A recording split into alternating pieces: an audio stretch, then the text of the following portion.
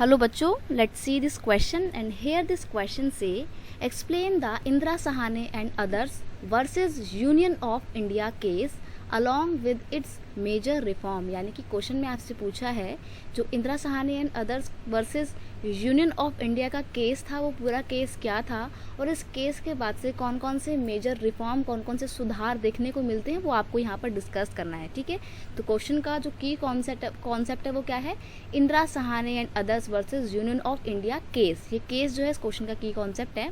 तो देखते हैं, some person and associations oppose and file a number of cases in court regarding the reservation of job for the backward classes। देखिए पूरी कहानी कहाँ से शुरू होती है, पूरी लड़ाई का जड़ क्या है कि जो SEBC ग्रुप था ना, SEBC ग्रुप कौन सा, यानी कि सोशली एजुकेशनली बैकवर्ड क्लासेस का जो ग्रुप था उनके लिए गवर्नमेंट क्या करती है 27% का रिजर्वेशन का प्रावधान करती है, 27% सीट्स रिजर्व कर देती हैं गवर्नमेंट जॉब में।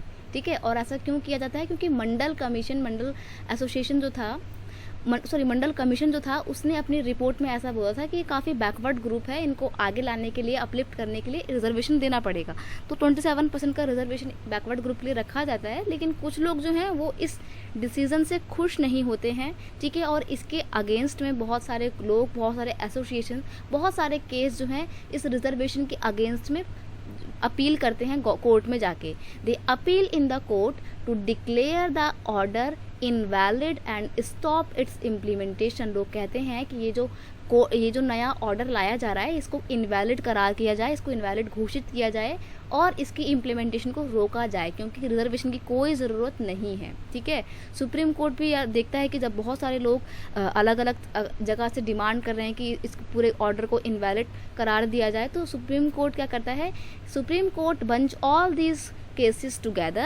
This case was known as the Indira Sahane and others versus Union of India case। Supreme court ये जो अलग अलग जगह में डिमांड उठ रही थी इन सारे केसेस का एक बंच बनाता है एक साथ मिला के, और इसको पूरा नाम क्या दिया जाता है, इस पूरे केस का नाम दिया जाता है Indira Sahane and others versus the union of India case. और इस केस में क्या होता है, इस केस में डायरेक्टली जो जनता है, पीपल है, वो अपनी गवर्नमेंट के अगेंस्ट में लड़ रहे हैं कि गवर्नमेंट ने गलत बिल पास कर दिया है, गलत लॉ पास कर दिया है रिजर्वेशन का। ठीक है, ये तो थी पूरी कहानी, क्या था केस, ये आप समझ गए होंगे आई होपफुली। अब देखते हैं कि ये केस लाया गया था Indira Sawhney and others versus the union of India case, इस केस के बाद से क्या क्या मेजर रिफॉर्म देखने को मिलते हैं इस 27% रिजर्वेशन वाले ऑर्डर में। देखिए, major reform of this case was that on the order of Supreme Court, government modify the original order and according to the new order, well-to-do person among the backward classes were excluded from the getting benefit of reservation।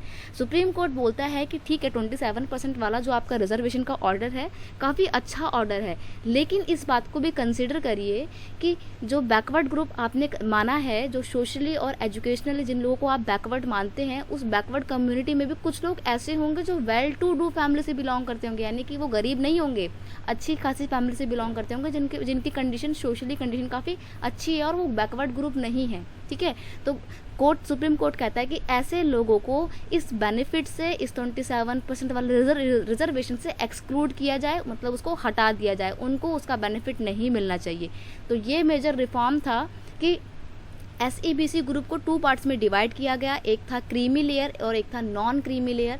Non creamy layer में थे सारे well to do family के लोग, यानी कि creamy layer में थे well to do family के लोग जो काफ़ी वो बैकवर्ड नहीं थे और अच्छे से वो अच्छी वेल टू डू फैमिली से बिलोंग करते थे, पैसे वाले थे, तो उनको रिजर्वेशन की फैसिलिटी नहीं प्रोवाइड की गई। ये मेजर रिफॉर्म्स में लाया गया कि जो वेल टू डू फैमिली से थे उनको इस रिजर्वेशन से एक्सक्लूड कर दिया गया। ये मेजर रिफॉर्म था और ऊपर हमने केस के बारे में अच्छे से डिस्कस कर लिया। I hope you understand it well. Best of luck.